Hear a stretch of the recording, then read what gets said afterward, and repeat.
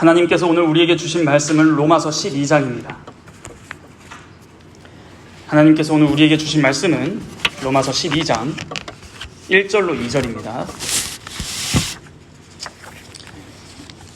다 찾으셨으면 제가 봉독하도록 하겠습니다. 그러므로 형제들아, 내가 하나님의 모든 자비하심으로 너희를 권하노니 너희 몸을 하나님이 기뻐하시는 거룩한 산 제물로 드리라. 이는 너희가 드릴 영적 예배니라. 너희는 이 세대를 본받지 말고 오직 마음을 새롭게 함으로 변화를 받아 하나님의 선하시고 기뻐하시고 온전하신 뜻이 무엇인지 분별하도록 하라. 아멘. 그동안 우리가 배워온 바에 의하면 혼인의 기본적인 원칙은 하나님의 말씀에 있다는 사실이었습니다. 하나님의 말씀이 우리에게 가르치시는 바, 우리가 왜 혼인을 해야 하는가, 혼인은 무엇 때문에 존재하는가 하는 것을 그동안 거룩한 말씀에 의해서 살펴보았습니다. 벌써 오늘까지 9강입니다. 결국 성경의 말씀을 기준 삼아서 혼인에 들어갈 것인지, 아니면 나의 기준을 기준 삼아서 신미감의 공급과 만족을 기준해서 혼인해야 할 것인지 본인이 알아야 하고 선택해야 될 것입니다. 여러분, 사람이 왜 혼인을 합니까? 자기의 심미적인 요구가 있는데 이 요구를 만족시키기 위해서 혼인을 한다면 결국 이것은 자기 자신의 행복을 추구하는 한 과정으로 혼인을 하겠다라는 것에 답이 있겠습니다. 만일 행복을 얻기 위해 혼인을 한다는 것을 원칙으로 삼는다면 그러한 기준을 삼은 그 사람의 미감의 만족을 위해서 혼인한다는 것을 우리는 어느 누구도 뭐라고 할 수 없습니다. 그 사람에게는 미감의 만족이 행복스러운 일이니까 미감의 만족을 위해서 혼인한다는 것뿐이죠. 자기의 눈, 자기의 미감의 만족을 준다는 그 사실에 그 사람의 선택의 기준이 있는 것입니다. 여러분, 이 미감의 만족이라는 것은 무슨 말입니까? 아름답다라는 얘기입니다. 아름다움을 보고서 상대방을 취한다라는 것입니다. 어떤 사람은 음악을 좋아하기도 하고요. 또 어떤 사람은 음악을 별로 안 좋아하기도 합니다. 음악을 좋아하는 사람은 돈을 내고 그게 거액이든 소액이든 음악을 들으러 갑니다. 그와 반대로 돈을 좋아하는 사람이라면 돈을 벌 텐데, 음악을 좋아하는 사람은 돈을 좋아하고 있는 사람이 벌고 있는 그 돈을 써가면서 음악을 들으러 가는 것입니다. 이렇게 각자의 자신의 행복을 위하여 무엇을 소비하기도 하고 무엇을 선택하기도 하는 것입니다. 이러한 자신의 행복의 척도에 어떠한 행동을 하기 마련인데요. 오늘날은 이러한 자신의 행복을 위하여 무엇을 선택하는 것에 무엇이 포함됐냐면 결혼이 어느새 자신의 행복의 선택에 포함됐다는 사실입니다. 내가 결혼을 왜 하냐? 행복하기 위해서다라는 것이죠. 오늘날 이런 음성이 들릴 때에 문제점을 느끼십니까? 어느새 이런 시대가 되어버렸습니다. 여러분, 생각해 보십시오. 어느 누가 음악을 하건 무엇을 하건 불행을 위해 자신의 귀한 것을 소비하고 선택하겠습니까?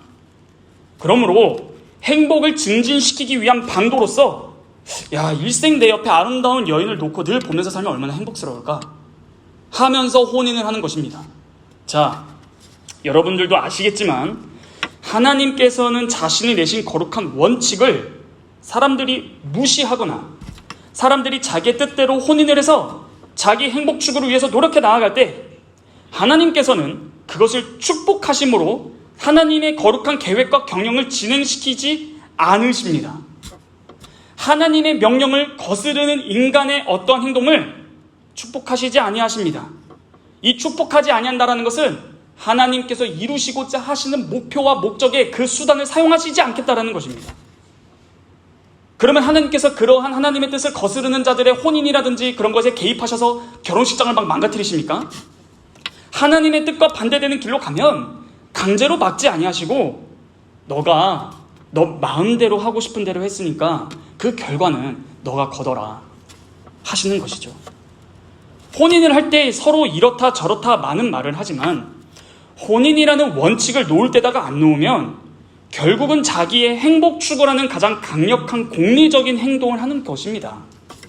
다만 그러한 행동을 할 때 나는 나의 행복 추구를 위해서 너를 선택했어 라는 말은 안 하지만 낭만이라는 커튼으로 위장을 해서 나타나는 것뿐입니다. 사랑해서, 좋아서, 여러 가지 이유를 댈 수는 있지만 혼인의 원칙은 없었습니다. 자, 그럼 이런 질문이 나올 수 있습니다. 내가 좋아하니까, 상대방이 아름다우니까, 멋지니까 결혼하겠다라는 말은 아예 불가능한 것입니까? 아니, 아름답고 좋으니까 내가 내 배우자로 선택했다. 틀린 것입니까? 그런데 좋아하니까 혼인을 한다고 해도 조금만 생각해보면 좋아한다라는 말에는 좋아하는데 조건이 있다라는 것이에요. 무슨 말입니까? 그 상대방이 나랑 어떤 이즘, 어떤 주의가 맞든지, 어떤 날 꿈꾸는 방향성이 맞든지, 어떤 이상이 맞든지, 즉 어떠한 좋아하는 이유가 있어서 좋아하는 것 아닙니까? 어느 누구도 사람이 사람을 좋아하는 것은 덮어놓고 좋아하지 않습니다. 그리고 누구나 아름답고 멋진 사람이 좋은 것이기도 합니다. 아름다운 것을 좋아하는 것은 사실입니다. 아름답지도 않고 멋있지도 않고 사람들이 다 전체적으로 그 사람을 마음 가운데 싫어할 만한 사람을 어느 누구도 좋아할 턱은 없습니다. 그러니까 아름답다, 멋지다, 좋다 하는 여러 가지 조건들이 잘못된 것은 아닙니다. 적어도 상대방을 선택하려고 한다면 내 마음에, 내 눈에 그 사람이 아름답거나 좋거나 괜찮게 보여야 한다는 것은 사실이에요. 밉게 보이는데도 억지로 선택하는 것은 말도 안 되는 가당치 않은 이야기죠. 아름다운 여인을, 자신이 좋아하는 사람을 배우자로 선택했다는 것 자체가 나쁘지 않다라는 말입니다. 사람에게 좋은 조건들이라고 해서 반드시 하나님 앞에서 그 조건들이 나쁠 까닭은 없습니다. 무슨 말입니까? 사람이 보기에 저 여자는 아름답다, 저 남자는 멋있다 했을 때 하나님이 보시기에 사람이 좋아했으니까 난 나쁘게 봐야지, 이러지 않는다라는 거예요. 우리가 좋게 보면 하나님께서 나쁘게 본다라는 원칙은 없습니다. 그러나 이러한 것들이 지금 말했던 좋다, 아름답다, 멋있다, 여타 등등의 것들이 혼인이라는 것을 성립시킬 필요 충분 조건으로서 하나님이 간합하시고 기뻐하시고 허락하시는가? 라는 질문을 할 때 그렇지 않다는 것입니다. 즉 하나님께서 기뻐하시는 혼인을 하는 데 있어서 상대방의 미적인 요소가 혼인에 있어서 반드시 갖추어야 하거나 있어야만 하는 조건입니까? 또한 그동안 배워온 바에 의해서 사명이라는 것을 이루기 위해서는 미적인 요소가 도움이 되거나 혹은 없어서는 안 될 조건입니까? 또한 혼인이 성립하거나 존재하기 위해서 미적 요소만으로도 충분한 조건입니까?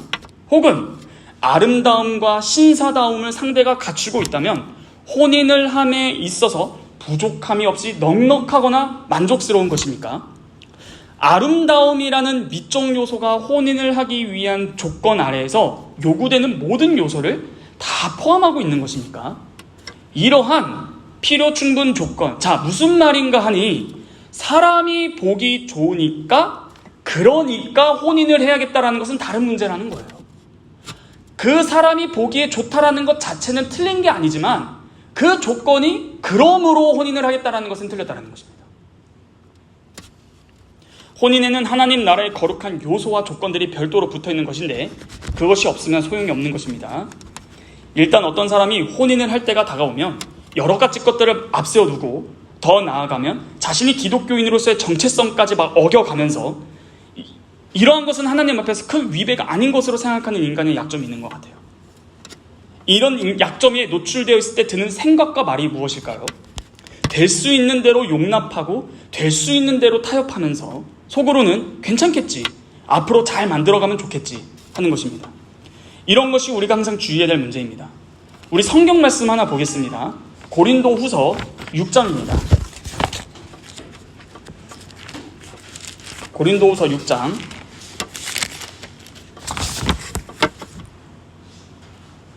14절로 18절입니다. 고린도후서 6장 14절로 18절 제가 읽겠습니다. 너희는 믿지 않는 자와 멍에를 함께 매지 말라. 의와 불법이 어찌 함께하며 빛과 어둠이 어찌 사귀며 그리스도와 벨리알이 어찌 조화되며 믿는 자와 믿지 않는 자가 어찌 상관하며 하나님의 성전과 우상이 어찌 일치가 되리오. 우리는 살아계신 하나님의 성전이라. 이와 같이 하나님께서 이르시되 내가 그들 가운데 거하며 두루 행하며 나는 그들의 하나님이 되고 그들은 나의 백성이 되리라. 그러므로 너희는 그들 중에서 나와서 따로 있고 부정한 것을 만지지 말라. 내가 너희를 영접하여 너희에게 아버지가 되고 너희는 내게 자녀가 되리라. 전능하신 주의 말씀이니라 하셨느니라. 분명히 하나님께서는 믿지 않는 자와 멍에를 같이 하지 말라고 하였습니다. 혼인만 하지 말라는 이야기는 아닙니다. 그러나 혼인을 하는 것이야말로 이 세상에서 가장 멍에를 같이 하는 일입니다. 세상 사람들이 여러 가지 일을 할 때 서로 협력하고 도와줄 수 있지만 하나님께서 내신 사명이라는 것을 각자 동일하게 내외가 느끼고 확실히 인식하고 그것을 같이 붙들고 받들고 나아가는 사람은 사실은 엄밀히 따지면 결혼한 부부 외에는 없습니다. 다른 어떤 사람도 부부만큼 가깝게 동일한 사명감을 느낄 수가 없어요. 자, 여러분 지금부터 제가 하는 말을 반드시 잘 기억하시기 바랍니다. 사람 하나하나에게는 각자 하나님께서 이 땅에 그 사람을 보내신 이유가 있습니다. 예시로 혜린 자매를 하나 들어볼게요. 혜린 자매가 21세기에 대한민국 땅의 어느 부모 밑에서 여성이라는 성별로 지금 내려온 이유는 우연이 아닙니다. 그것은 하나님의 거룩하신 계획과 경영 가운데 있습니다. 내가 이 땅에서 그리스도인으로서 무엇을 해야 할지 확실히 깨닫지는 못했을지라도 적어도 하나님께서 하실 일이 있으셔서 나를 이 땅에 내보내셨다는 사실은 늘 믿고 있어야 됩니다. 내가 무엇을 할지 정확히 잘 모를지라도 하나님이 경영하신 바가 있다는 것을 믿어야 한다는 것입니다. 우리 성경 말씀 하나만 더 찾아보겠습니다. 에베소서 2장 10절입니다. 에베소서 2장 10절입니다.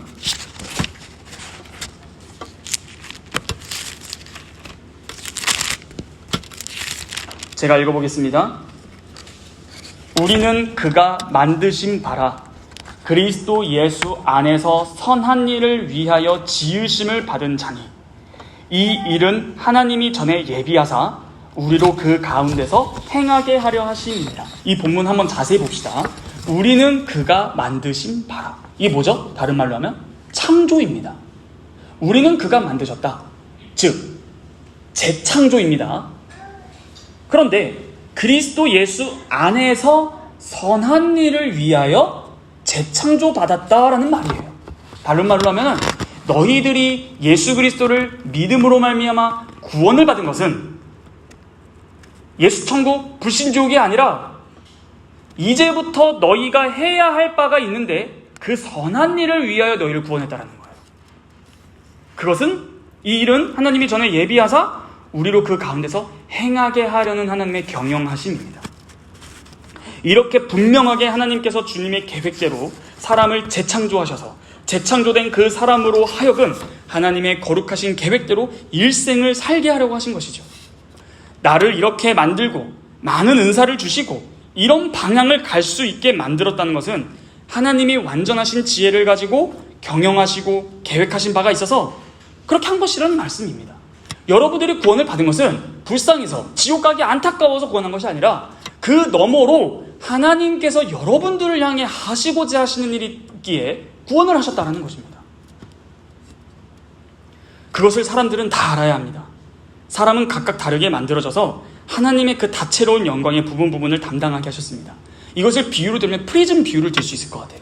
한 빛이 프리즘을 통과하면 몇 가지 색깔이 나오죠? 무지개 색깔이 쭉 나옵니다. 그리고 그것을 각각의 사람들로 예시를 한번 들어보면은 빨간색부터 보라색까지 각각의 다른 은사들이 있다는 것이에요. 사람들로 보자면요. 그런데 그 각각의 다양한 객체의 인격을 가진 은사를 가진 성도가 무엇을 해야 되냐고 했을 때 다시 한 빛으로 모여서 예수 그리스도라는 빛을 드러내야 된다는 것이에요. 나 홀로는 그리스도의 완전한 빛을 다 드러낼 수 없다라는 것이에요. 그런데 각각의 다른 부분들이 교회 안에서 활동을 하고 있는데 두 사람이라는 객체가 만나서 두 개가 아닌 하나의 부분을 담당하게 하셨다는 데서 혼인의 의미가 있다는 것입니다. 혼인관계 이외에 다른 사람이 서로 아무리 사명을 공감하고 간다 하더라도 그냥 큰 테두리 안에서 나도 동의한다, 공감한다라는 것이지, 세분화할 때는 그 역할 큰 테두리 안에 내가 해야 할 바가 있다는 것입니다. 그런데 혼인은 내외는 달라요. 부부는 한 몸이에요. 즉 하나에게 주신 사명을 둘이서 붙들고 나아가는 그 점이 혼인의 특권적인 사실이라는 거예요. 그러므로 혼인이라는 독특하고 신비로운 연합의 관계로 들어갈 때 기독교인들은 혼인의 판단의 척도를 어디에 두어야 하느냐 하면 하나님께서 맡기신 거룩한 사명을 둘이 하나로 여기고 나아가겠습니다 라는 것에 두어야 된다는 겁니다. 그러므로 자매분들은 남편을 구할 때 그 남편이 하나님으로부터 어떠한 사명을 받았는가를 잘 아셔야 됩니다. 왜요? 이걸 잘 알면은 역설적으로 나를 점검할 수 있습니다. 왜냐? 그 사람이 예를 들어 선교사라고 칩시다. 나는 선교사로 사명을 받았어. 근데 여러분들은 그 선교사적 남편을 같이 함께할 은사가 있는지를 보는 것입니다. 내가 그 선교 사명을 도울 만한 은사가 나에게 있는가? 나를 그 길로 하나님께서 인도하셨는가? 이런 것들을 점검할 수 있다는 거예요. 방금 읽은 고린도후서 6장에서 믿지 아니한 자와 멍에를 같이 하지 말라고 했는데, 그럼 질문을 하나 해보겠습니다. 그럼 믿는 사람이랑은 다 멍에를 매도 된다라는 것입니까? 라는 거예요. 야, 믿는 사람이면 다 결혼해도 됩니까? 라는 거예요. 분명히 고린도후서 6장 본문은 그리스도 안에서 새로 지음을 받았다는 것을 전제적인 조건으로 제시하기는 합니다. 그러나 믿는 사람이라고 다 덮어놓고 결혼은 하지 못한다는 거예요. 무슨 말입니까? 혼인이라는 것을 시행할 때는 저 사람이 믿는다라는 것 이외에 또 다른 조건이 필요하다는 것입니다. 방금 제가 뭐라고 했습니까? 혜린자매를 예를 들어서 각 사람에게 하나님께서는 이 땅에 보내신 이유가 있다고 말씀드렸어요. 그것은 그를 통해서 하시고자 하시는 바가 있는 하나님의 뜻입니다. 그러므로 이러한 개념의 터 위에서 생각해 볼 때 그리스도 안에서 새로 지음을 받은 다음에 다른 무엇보다도 사명에 대한 자기 각성이 생겨야 하는 것입니다. 다시요, 하나님께서 나를 지금 이 시기에 이 땅에 보내게 하신 거룩한 본의가 있다. 본래 의도가 있다는 거예요. 근데 그것을 다른 말로 하면은 나에게는 사명이 있다라는 말로도 된다는 거예요. 내가 해야 할 바가 있구나라는 것이죠. 그러므로 이 사명에 대한 각성이 매우 필요합니다. 왜요? 사람이 언제 결혼할 자격이 생기는 것입니까? 하나님 나라의 관점에서 볼 때 사람은 하나님께서 당신의 거룩하신 목적과 계획이 있어서 나를 만들어내셨다는 것을 확신한 이후에 비로소 결혼으로 들어갈 수 있다는 말입니다. 이 말은 나는 어떤 방향으로 무엇을 해야 되지? 예를 들면 직업이요. 난 뭘 하면서 살아야 되지? 하는 것을 반드시 알아야만 한다는 얘기는 아니에요. 내가 어떤 방면에서 무엇을 할지 일생 동안 다 알고 하는 것은 아니에요. 그러니까 내가 무엇을 해야 될지, 어떤 직업을 선택해야 될지 모를지라도 하나님께서 당신의 목적과 계획이 있어서 나를 만드셨다라는 것을 확신하는 사람은 자기의 인생의 걸음을 내디딜 때 하나님께서 계획하신 대로 나를 인도하시기를 바라고 저는 그 인도대로 따라가겠습니다 하는 각오를 할 수 있다는 거예요. 내일이 보입니다. 소망이 생기는 것입니다. 그리고 한 걸음씩 인도하실 때 따라가면 되는 거예요. 그 한 걸음이면 여러분들은 족할 줄 알아야 됩니다. 이렇게 한 걸음씩 따라간다는 점에서 공동의 신앙을 가지는 것이에요. 몰라도 좋으나, 내가 어떤 일을 해야 되는지 몰라도 좋으나, 모르는 대신 늘 한 걸음씩 한 걸음씩 인도하시는 대로 매번 확증하고 따라가야 된다는 거예요. 내가 단번에 먼 길을 다 한 번에 보지는 못할지라도 한 걸음이라도 좀 봐야 되지 않아? 라고 이렇게 남여가 공동으로 확실히 느끼고 믿고 나아가는 사람들이 서로 혼인을 하는 것입니다. 그러므로 내가 명확하게 어떠한 일을 할지 몰라도 좋습니다. 그러나 나를 이 땅에 보내신 하나님의 계획은 확실히 있고 난 그것을 믿는다라고 생각하고 그렇게 생각하는 두 남녀가 만나는 것과 그렇지 않고 만나는 것은 큰 차이를 띠게 될 것입니다. 이것이 중요한 조건입니다. 그런데 이러한 중요한 조건은 거기에 이르기 위한 여러 가지 과정이 있습니다. 덮어놓고 마음으로 내가 저 사람이 좋으니까 그냥 저 사람이 한다면 난 무엇이든지 해야지, 따라가야지 한다면 그것은 역설적으로 아직 혼인의 조건이 갖춰지지 않은 것입니다. 겉으로 볼 땐 날 따라온다네 라고 말할 수는 있어도 아닙니다. 왜요? 남녀가 서로 좋아해서 한참 정신이 그리로 막 쏠렸을 때는 무엇이든지 다 같이 할 것처럼 생각하는 것입니다. 그러나 이런 상태로 결혼 생활로 뛰어든 사람들의 많은 모습은 시간이 흐른 후 서로가 서로에게 적합하지 않다는 사실을 깨닫게 되기도 합니다. 왜죠? 근본적으로 그 사람이 그 일에, 남자든 여자든 상대방의 일에 적당하게 지어지지를 않았기 때문입니다. 그렇게 지어지지 않았는데 점검을 하지 않고 당시 그때는 둘이 정신없이 좋아하니까 그냥 무엇이든지 다 같이 할 줄 알고 했다는 것이에요. 하나님께서 그러한 방면으로 그를 짓지 아니한 것을 냉철하게 관찰하고 깊이 생각하고 검토하고 다시 확인해서 무엇이든지 명확하게 하려는 주의 깊은 태도가 없이 자기의 순간적인 정에 못 이겨서 적당히 하나님이 경영하신 대로 내가 살아갈 테니까, 혹은 다 하나님의 뜻이겠지 라는 이름과 미명으로 둘러 씌워서 혼인을 해서 그런 것입니다. 그 사람과 결혼하고 싶어서 모든 것을 합리화하기 하고 자꾸 마음을 거기다가 억지로 막 꿰맞추는 것입니다. 이론이 가장 적합하고 자연스럽게 이론이 적용되는 게 아니라 자기가 원하는 것에 이론을 자꾸 끼워 맞추는 것입니다. 큰 상자에 작은 상자가 들어가는 것은 자연스러우나 작은 상자에 큰 상자를 넣기 위해서 자꾸 하나님의 뜻이라는 이름으로 막 꾸겨 넣는다라는 것이에요. 자신의 마음에 아주 적합한 불신자를 만나는 예시를 들어드리겠습니다. 내가 보기엔 저 사람은 믿지는 않지만 저 사람이랑 결혼을 하고 싶을 때 하는 말이 무엇이죠? 전도하면 되는 거 아닌가? 전도해야지 라는 말을 많이 해요. 실제로 이런 고민은 정말 많이 들어봤습니다. 그러면 질문해 보겠습니다. 전도하면 다 믿던가요? 전도하는 족족 믿음이 다 생깁니까? 저는 개인적으로 그런 말을 하는 성도들을 보면은 무슨 자신감인지는 모르겠습니다. 왜죠? 믿음은 하나님의 선물이거든요. 자신이 믿지 아니하는 자와 멍에를 메어 놓고 전도해서 상대방을 구원시키는 것이 하나님의 뜻 아닙니까? 라고 자꾸 질문한다는 거예요. 다시 질문하겠습니다. 여러분, 지금까지 혼인이라는 제도를 배워왔는데 혼인이란 불신자를 전도시키기 위해서 존재했다고 성경이 말하나요? 즉, 전도하기 위한 수단으로 결혼을 하는 것입니까?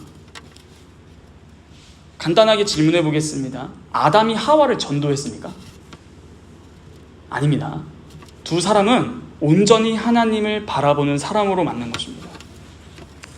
하물며 믿는 자라 할지라도 잘 맞지 않는 경우가 대다수고 서로가 기독교인이라 할지라도 이혼을 하는데 어떤 자신감으로 불신자랑 결혼하겠다라는 건지 개인적으로는 이해는 안 됩니다. 그 근거는 믿음은 그 본인이 줄 수 없습니다.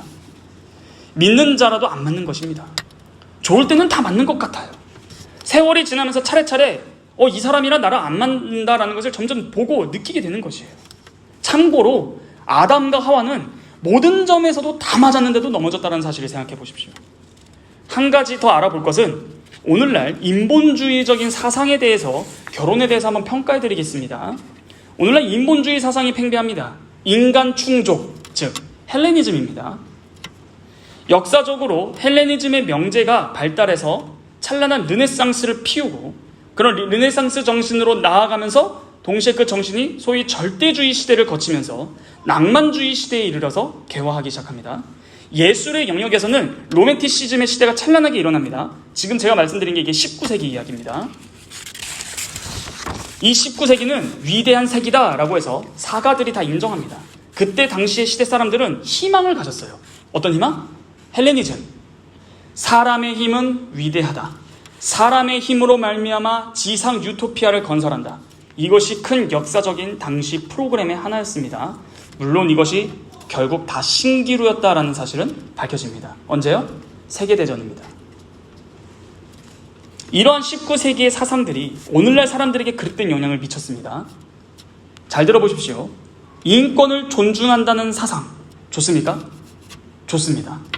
저는 개인적으로 여성의 인권이 더 증가돼야 된다고 생각합니다. 그런데 그들이 말하는 평등에 대해서는 의견이 있습니다. 여러분, 인권을 존중한다는 사상이 극으로 간 결과 어떠한 안 좋은 영향을 미친 줄 아십니까? 인권 자체를 욕하는 게 아닙니다. 어떤 영향이냐? 가정이라는 것을 두 개의 인격이 공동으로 경영하는 공동사회로만 생각하는 나쁜 경향이 바로 그것입니다. 인권을 너무나 강조한 나머지 각각의 요소가 연합되지는 않고 각각의 요소로서 공동생활을 한다는 것으로서의 혼인을 받아들이기 시작했다는 거예요. 물론 가정이란 두 개의 인격이 합하고 협력해서 조직하는 하나의 공동체 사회이가 맞습니다. 그러나 제가 지금 말하는 나쁜 경향이라는 것은 이 인권, 두 사회, 두 인격으로부터 더 사상을 전개시키고 발전시키지 않아서 참된 가정의 자태를 나타내지 못하는 것을 지금 지적하는 것입니다. 두 개의 인격이 각각 별다른 개성을 가지고 그 개성을 각각 살려가면서 공동 경영하는 사회라는 것은 가정이라는 것이 아니라도 있습니다. 같은 비슷한 사람들끼리 사업을 하는 것도 그런 것이고요. 그러나 가정은 이런 사업, 동아리, 공동체가 아니에요. 가정은 공동체이기는 하지만 지금까지 배워온 거를 생각해보면 가정은 일체성이 가장 중요합니다. 그런데 가정을 일체성으로 보지 않고 생각하는 사상이 오늘날 대부분입니다. 또 다른 문제는 가정이 가지고 있는 교회적인 신성한 사상들이 자꾸 파괴되어 간다는 사실이에요. 쉽게 말씀드리겠습니다. 오늘날 동거는 굉장히 쉽습니다. 동거가 아니더라도 매일 수많은 사람들이 결혼을 하지만 그와 동시에 이혼도 쉽게 선택안으로 제시되고 있습니다. 마음에 안 맞으면 이혼해라는 것이죠. 그러면서 이혼이라는 것은 오늘날 인생의 흠은 아니다라는 것이 자랑스러워지고 아예 대놓고 돌싱이라는 것은 유행이 되었으며 돌싱들끼리 또 만나서 결혼하고 또 헤어지고, 그러니까 이혼과 결혼이라는 것이 너무 쉬워졌고 우리가 결혼이라는 사상은 그리스도와 교회의 연합으로 생각했을 때 그렇게 쉽게 볼만한 문제가 아닌데도 가정이 가지고 있는 이런 교회적인 성격이 자꾸 파괴되어 간다는 것이 여러분들은 보이시냐라는 것이에요. 오늘날 혼인을 할 때 가지고 있는 이 판단의 기준이 과거의 19세기 이래로 흘러나온 그 인본주의적인 사상이랑 헬레니즘적인 정신과 정서에 아주 강력하게 지배를 받고 있는 것이 저는 보입니다. 오늘날 여러 매체에서 선전하고 있는 것들을 주위에서 살펴보면 이런 세상의 영향이 교회 안까지 들어왔음을 보게 됩니다. 혼인에 대한 생각이 막연해요. 교회 안에서도 혼인을 인본주의라는 보랏빛 안개 속에다가 넣어놓고 덮어놓고 황홀하게 생각하고 결혼은 좋다 하면서 그것을 행복으로 생각하는 것입니다. 19세기의 낭만주의 사상은 인간이 본이 되어가지고 인간을 가장 고도적으로 높이는 사상입니다. 인본주의는요. 근데 우리 기독교는 인본주의가 아닌 신본주의죠. 이 차이를 명확하게 해야 됩니다. 그렇다고 해서 기독교는 인본주의적 개념이 없냐? 인간을 완전 그런 건 아닙니다. 그런데 인본주의의 핵심은 인간을 가장 극도로 높이는 것인데, 그러므로 이러한 사상이 교회에 들어온 결과 어떤 결과가 나타났냐? 혼인이란 인간의 행복을 위해서다. 이렇게 자꾸 들어온다는 거예요. 인간의 행복을 추구하는 것을 나쁘다고 말하는 것입니까? 아닙니다. 참고로 성경도 인간의 행복을 말합니다.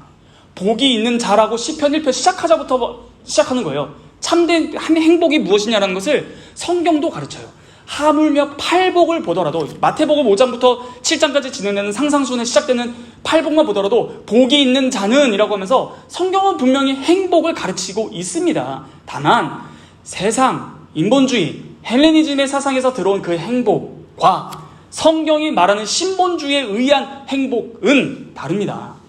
이것을 분별할 줄 알아야 되는데 결혼을 자꾸 나의 행복을 위한 도구요, 수단으로 삼는 것이 세상의 풍조와 사상이 교회에 들어온 하나의 증상입니다.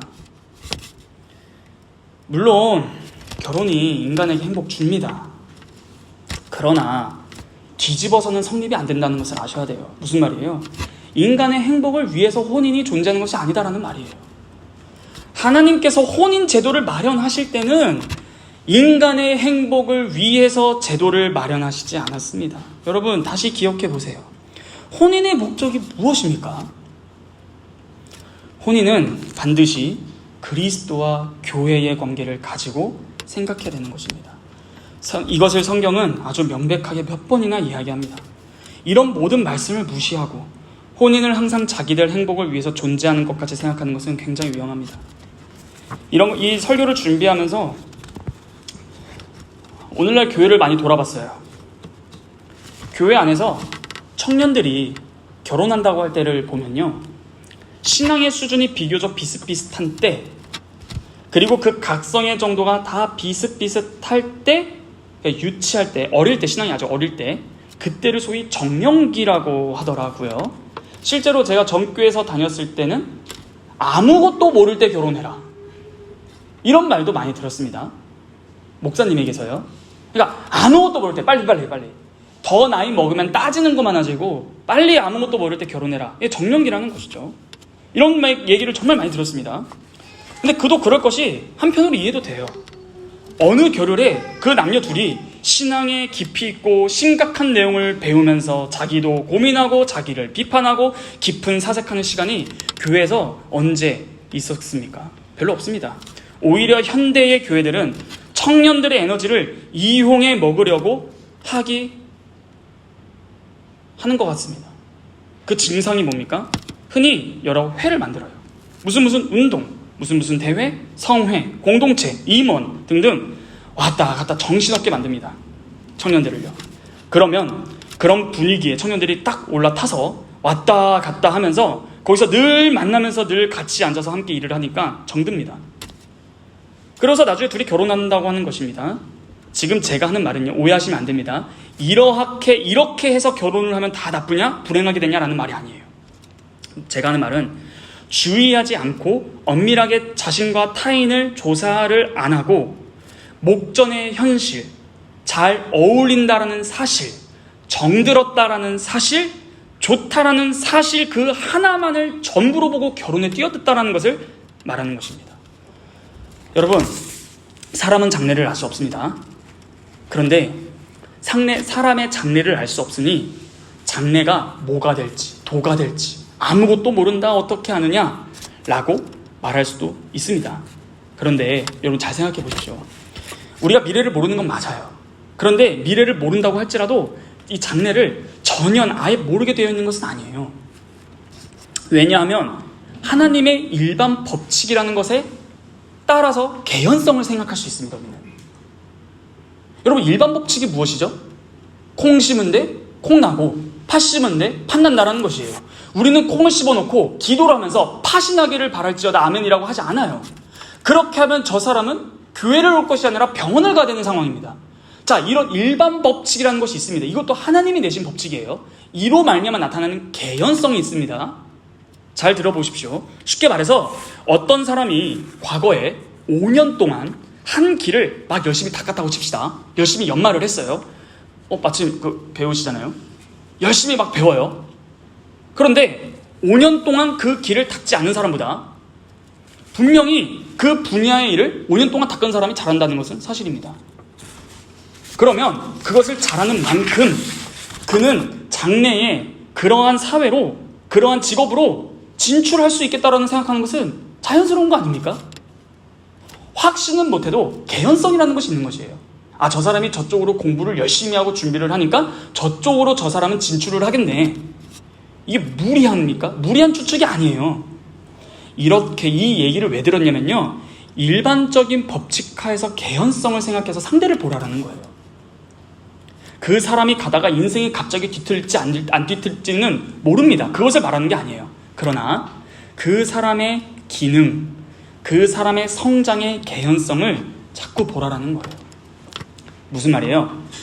이 사람과 연애를 해도 될지, 이 사람과 결혼을 해도 될지, 볼 때 중요한 방법을 알려드리는 건데, 그 사람과 만났을 때 그 사람이 하는 생각이라는 것, 그 사람과 많이 데이트를 했을 때 그 사람이 말하는 것, 그리고 그 사람이 얼마만큼의 그릇을 가지고 있는지, 또 그 사람이 어떠한 경향을 가지고 있는지, 이런 것들을 볼 수 있는 것이 아닙니까? 이런 것들을 하나씩 하나씩 다 참작해서 그것이 서로 적응성이 있는지, 친화성이 있는지, 균형은 맞는지, 그래서 좋겠는지 엄밀하게 생각하라라는 것입니다. 적어도 이러한 판단을 하려면 20대의 젊은 사람 둘이 앉아서 생각해서는 잘 모릅니다. 그렇기에 이런 것들을 잘 보살펴줄 성숙한 어른이나 신앙의 선배가 필요하다라고 저는 분명히 말씀드렸습니다. 정리하겠습니다. 혼인은 높은 조건을 가지고 있습니다. 하나님은 가정을 만드신 본래의 목적이 있으십니다. 그 가정 안에 사명을 주십니다. 그러니까 상대방이 이 사명에서 하나가 되어서 같이 나아가려고 하는가, 또한 거기에 상대방이 적응성을 가지고 있는가를 점검하십시오. 그러려면 먼저 하나님께서 나에게 그러한 은사를 주셨는가 하고 자신의 은사를 또 먼저 보아야 하는 것입니다. 점검해야 됩니다. 사람이 사명을 행하려면 하나님께서 과연 자기의 그러한 사명을 주셨는지를 알아야 합니다. 저번에 말씀드렸던 거 기억하시는지 말씀드리겠습니다. 사람이 직업 소명론입니다. 내가 어떠한 직업을 하고 살아야 할까를 알고자 할 때 척도를 들였었어요. 4가지. 첫째가 무엇이었죠?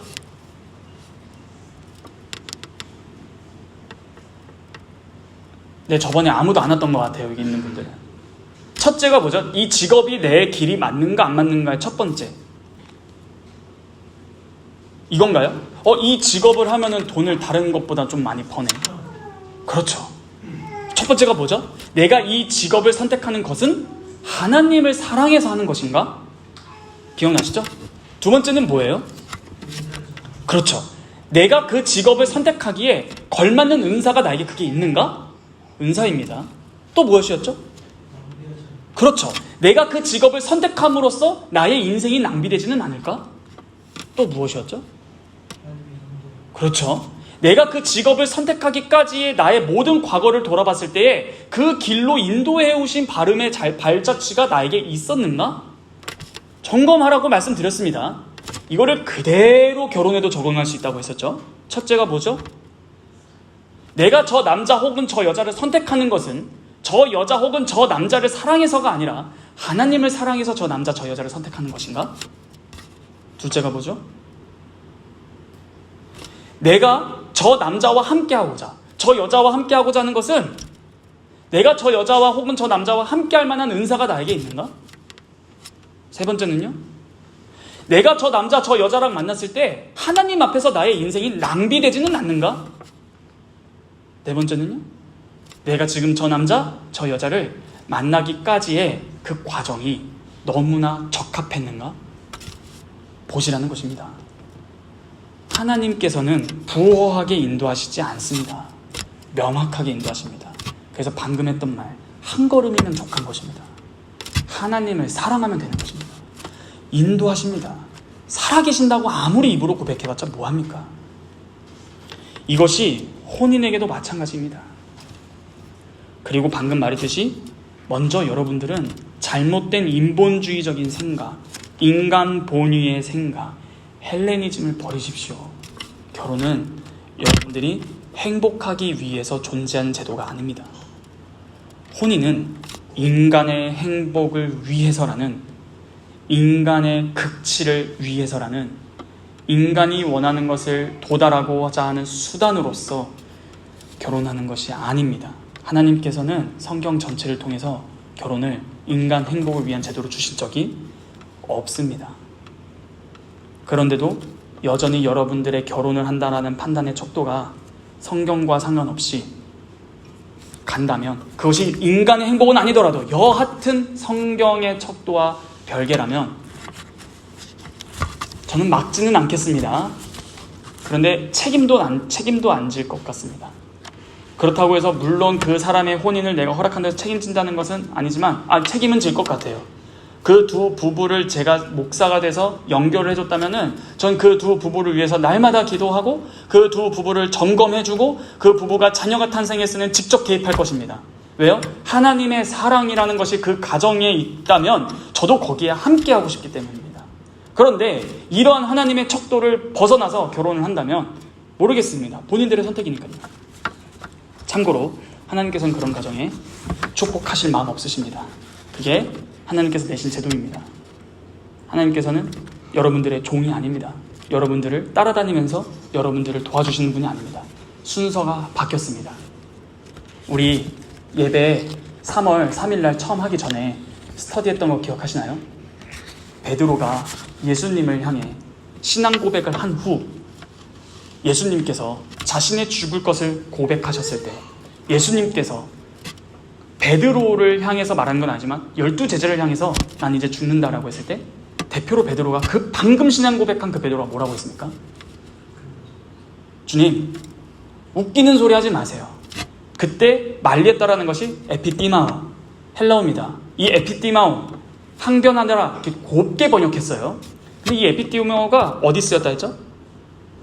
예수님께서 풍랑을 잠잠케 하실 때, 조용하라, 고요하라 했을 때 그 에피티마오가 씁니다.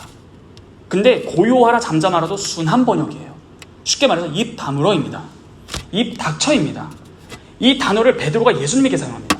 예수님께서 제자들에게 말합니다. 나 이제 죽는다. 입 닥쳐입니다. 당신은 그럴 수 없습니다. 왜요? 우리가 생각하는 메시아는 죽으면 안 되기 때문이에요. 그때 예수님의 대답은 무엇이었죠? 사타나 플러스 내 뒤로 물러가라. 오피소 무입니다. 우리는 우리가 가는 길에 주님께서 도와주시는 것이 아니라 주님께서 가시는 길에 우리가 따라가는 것입니다. 이 사실을 잊지 않길 바라십니다. 오늘로써 9강, 다음 주가 이 성경적 연애 결혼관 마지막입니다. 그동안 배웠던 바를 총집합해서 아브라함과 사라라는 그 부부 생활을 보고 실제로 이 이론이 어떻게 드러나는지를 창세기를 통해 점검하고 마무리할 것입니다. 기도하겠습니다.